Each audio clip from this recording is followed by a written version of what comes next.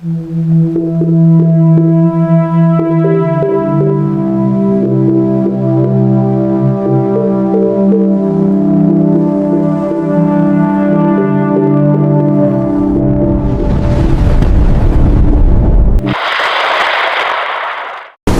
araw po sa inyong lahat. Narito na po ang pinakalitis nating update sa baging laga ng panahon ngayong araw ng Friday, August 7, 2026. Base nga po sa ating pinakalitis satellite image, ang bagyo nating monitor sa loob ng ating Philippine Area of Responsibility na may local name na bagyong Maymay na dumaan dito sa may Luzon. Tuloy na nga po naglaho sa mga nakalipas na mga oras, kung saan wala na po tayong minomonitor ng bagyo sa loob ng ating Philippine Area of Responsibility. Samantala, patuloy pa rin ang epekto ng hanging habagat na siya nagdudulot ng maulap na paporin at sinasamahan po yan ng mga kalat-kalat na mga pag-ulan, especially dito sa may kanlurang bahagi ng ating bansa. Nalabos pa rin po natin pinag-iingat ang ating mga kababayan sa mga biglaang buhos na mga pag-ulan. Nagdulot nga po nitong hanging habagat. At dahil nga po dito sa mga pag-ulan nating inaasahan ngayong araw, meron pa rin po tayong nakataas na weather advisory or babala sa mga malakas na mga pag-ulan na maaari po nating maranasan ngayong araw. Kaya naman, pinag-aalerto po natin ang ating mga kababayan sa lugar po ng Ilocos Sur, La Union, Benguet, Tarlac, Zambales, Pampanga, Bulacan, Bataan, Rizal, Metro Manila, Cavite, Laguna, Batangas, kung saan makaranas ng 50 hanggang 100 mm na mga pag-ulan na maaaring magdulot ng mga localized flooding o mga biglaang pagba sa mababang lugar at pag-ulang lupa sa mga bundok na lugar,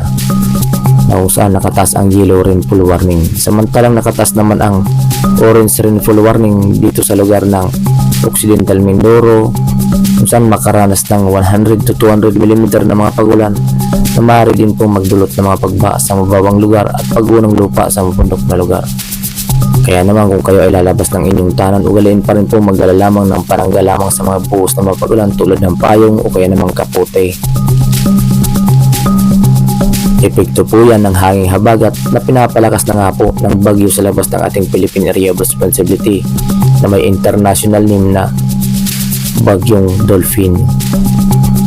kung saan makikita nga po natin sa halos buong bahagi na po ng ating bansa ang siyang nakakaranas ng hanging habagat. Nainasan nga po natin ang mga bugso-bugsong hangin dito sa may kanlurang bahagi ng ating bansa, especially dito sa may Palawan, Occidental Mindoro, Oriental Mindoro, Marinduque, Romblon,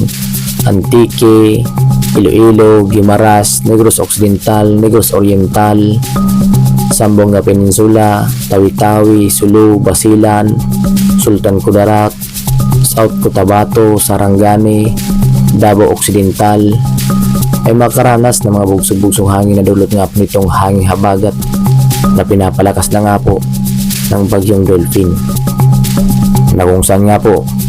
bagya nga po itong tumaas ang kanyang track sa kasalukuyan. Ay nasan nga po natin magpapatuloy po ang hanging habagat sa mga susunod pang mga araw, kaya naman asahan pa rin po ang epekto ng hanging habagat at magdadala ito ng maulap na paporin na sinasamahan po yan ng mga bugso-bugso hangin at mga pag-ulan, especially dito sa may kanlurang bahagi ng Luzon na ating inasahan nga po na makaranas ng mga pag-ulan sa mga susunod pang mga araw, kung saan nga po ang bagyong Dolphin nating minomonitor sa labas ng ating Philippine Area of Responsibility na may international name na Dolphin ay nag-intensify pa nga po ito sa mga nakalipas na mga oras, kung saan sa kasalukuyan nga po isa na itong super typhoon category na may taglay na lakas na hangin na maabot sa 185 km per hour malapit sa sentro, samantalang may pagbugso naman po ito na maabot sa 220 km per hour habang kumikilos nga po ito pakanluran sa bilis na 20 km per hour at huling namataan po yan sa layong 1,040 kilometers hilagang silangan ng extreme northern Luzon, na kung saan nagdadala ito ng mga malawakang mga pag-ulan at mga bugso-bugsong hangin, na kung saan sa kasalukuyan nga po pinapalakas nga po nito ang hanging habagat na nagmumula dito sa may kanlurang bahagi ng ating bansa na siyang nagdudulot ng maulap na papori na sinasamahan ng mga bugso-bugsong hangin at mga katamtaman hanggang sa mga malakas na mga pag-ulan na ating naranasan, especially dito sa may Ilocos Region, Abra, La Union, Pangasinan, Zambales, Tarlac, Pampanga, Bulacan, Bataan na siyang nakakaranas ng maulap na papuri na sinasamahan po yan ng mga katamtaman hanggang sa mga malakas na mga pag-ulan na ating naranasan ng mga pagbaha, especially dito sa may Ilocos region na ating nakikita na patuloy pa rin ang epekto ng mga pag-ulan, na kung saan nga po sa kasalukuyan nga po malanpon na nga po itong Super Typhoon Dolphin. Dito po yan sa area ng Okinawa Islands ngayong araw po yan. So inasan nga po natin na tatawid ngayong araw dito sa may area ng Okinawa Islands, part po yan ng Japan. Timog bahagi po yan ng Japan, nadadaan dito ang Super Typhoon Dolphin. Kaya naman sa ating mga kababayan na nasa Okinawa Islands, lubos po natin pinaganda ang ating mga kababayan dahil sa pagdaan po nitong Super Typhoon Dolphin sa Okinawa Islands. Ngayong araw po yan ang ating inaasahan, kung saan nakakaranas na nga po ng mga bugso-bugsong hangin at mga pagulan sa mga nasabing lugar, especially dito sa may Okinawa Islands, na magpapatungo po yan ang Super Typhoon Dolphin dito sa may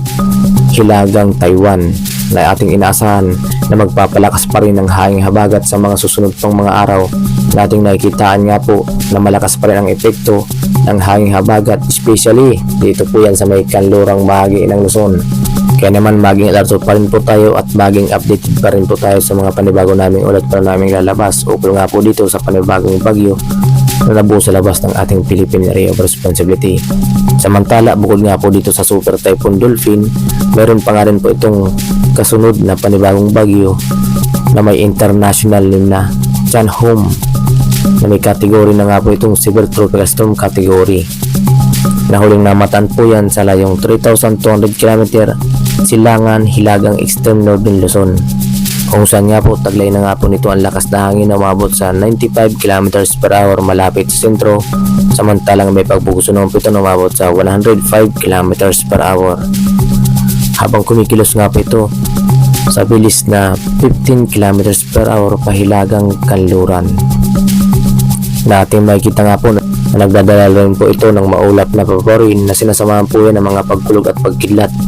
at mga pag-ulan, na kung saan pinapalakas nga rin po nito ang hanging habagat na nagmumula dito sa may Timog Mindanao at Silangang Mindanao, na kung saan magdudulot din po ito ng mga biglaang boost ng mga pag-ulan, especially pagsapit ng hapon at gabi. Sa kasalukuyan nga po ang dalawang bagyo nating monitor sa labas ng ating Philippine Area of Responsibility ang siyang nagpapalakas ng hanging habagat. Nating inasan nga po natin ang mga pag-ulan, especially nga po dito sa may kanlurang bahagi ng ating bansa,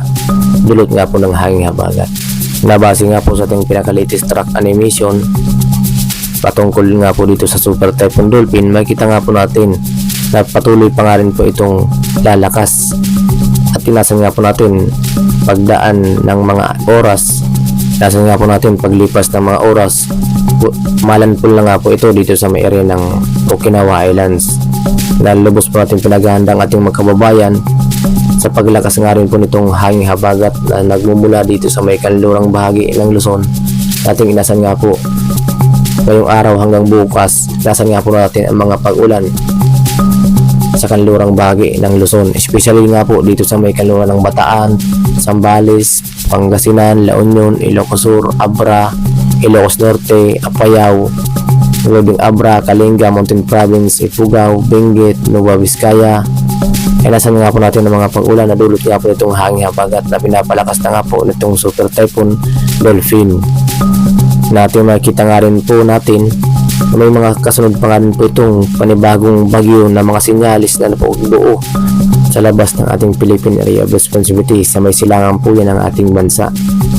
Kaya naman maging alerto lang po tayo at maging updated lamang po tayo sa mga panibago naming ulat pa naming lalabas ukol nga po dito sa mga masamang panahon na nabubuo sa labas ng ating Philippine Area of Responsibility. Natin nakikitaan nga po na may mga kasunod nga po ito na mga panibagong low pressure area at bagyo sa may silangang bahagi ng ating bansa, na inyong makikita nga po natin. Natin makikita nga rin po ang Super Typhoon Dolphin, malanpol ito dito sa may area ng Okinawa Islands patungo dito sa may silangang bahagi ng China. At habang palanpol nga po ito sa may China, inasan nga po natin na malakas nga rin po ang epekto ng mga weather system at hanging habagat. Natin makikita nga rin po na pagbuo pa rin ng panibagong bagyo dito sa may silangang bahagi ng ating bansa. Sa labas po yan ng ating Philippine Area of Responsibility kasi magpapalakas din ng hanging habagat. At para naman sa maglagay ng panahon nga araw dito sa ating karagatan, sa kasalukuyan nga po mayroon po tayo nakataas na gale warning sa seaboard po yan at baybayin ng Batanes, Babuyang Group of Islands, kung saan makakaranas ng aabot sa 3.5 meters ang taas ng mga pag-alon hanggang 5 meters ang taas ng mga pag-alon. Nadulot nga po yan ng bagyong Dolphin at ng hanging habagat. Nating makikita nga po na mayroon tayong moderate to rough circulation pa rin dito sa may silangang bahagi ng Luzon, Visayas and Mindanao. Nadulot nga po yan ng malakas na epekto ng hanging habagat na pinapalakas nga po ng Super Typhoon Dolphin na nasa may extreme northern Luzon. Natin makita rin po natin ang severe tropical storm Chanhom na siya nagdulot na rin ng pagtaas ng mga pag-alon ng ating karagatan. Kaya naman lubos pa natin pinagbabawal na pumalaot sa mga nasabing seaboard at baybayin ang ating mga kababayang mga isda at sa mga pumapalaot, lalong lalo na yung mga naglalayag sa ating karagatan, especially dito sa may silangang bahagi ng ating bansa. Natin makitaan nga rin po dito sa may kanlurang bahagi ng ating bansa ang pagtas din po ng alon ng ating karagatan dahil nga rin po sa epekto na ng itong hanging habagat. At yan nga po ang pinakalitis nating update sa may gilagay ng panahon ng araw ng Friday, August 7, 2026. Maraming salamat sa inyong lahat. At kung sakaling bago pa lamang kayo sa aming YouTube channel, huwag kaligtaang mag-subscribe para ma-notify po kayo sa mga panibago naming update ukol nga po dito sa mga nabubuong masamang panahon sa loob at sa labas ng ating Philippine Area of Responsibility.